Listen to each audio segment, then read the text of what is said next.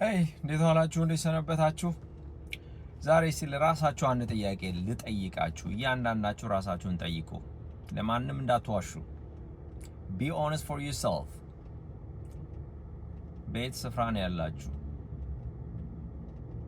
የት ነው ያላችሁበት ስፍራ? ህይወታችሁ ምንን ይመስላል? ብዙ ነገር ማውራት አልፈልግም። ስለሌላው አስተያየት መስጠት እናቁም። ስለሌላው ህይወት መናገር እናቁምና what looks like your life, what looks like my life። መጽሐፍ ቅዱስ ላይ ሁለት ሰዎች ይናገራል። አንዱ ኖህ የሚባል ነው። ኖህ እግዚአብሔር መርከብ ስራ አለው። ኖህ እግዚአብሔር መርከብ እንዲሰራው ካዘዘ በኋላ መርከብን ሰራ። ያ መርከብ ኖህ ቤተሰቡን ራሱን ሊያተርፍ የተጠቀመበት መርከብ ነበረ። የኖህ መርከብ የሚያድን መርከብ ነበረ። የኖህ መርከብ ከጥፋት የሚያተርፍ መርከብ ነበረ። ኖህ የተቀመጠበት መርከብ ህይወቱን የሚያተርፍ ነው፣ ሌላውን የሚያተርፍ ነው። ያረፈበት ስፍራ ከወጀብና ከመከራ የሚያድን ስፍራ ነበረ።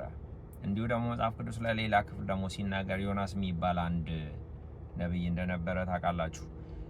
ዮናስ እግዚአብሔር ወደ ነነዌ ሲልከው የእግዚአብሔርን ሐሳብ ተቃውሞ ዋጋ ከፍሎ ይላል መጽሐፍ ቅዱስ ላይ ዋጋ ከፍሎ ወደ ተርሲስ ወደምትሄድ መርከብ ውስጥ ገባ ይላል። ዮናስ የገባው መርከብ ወደ ተሳሳተ አቅጣጫ የምትሄድ መርከብ ናት። ዮናስ የሄደው መንገድ ያረፈባት መርከብ እንደ ኖህ መርከብ አይደለችም። የኖህ መርከብ ሰላም የምትሰጥ ሌላውን ሁሉ የሚያተርፍ ለሌላው ሁሉ ጥቅም የሚውል ነው።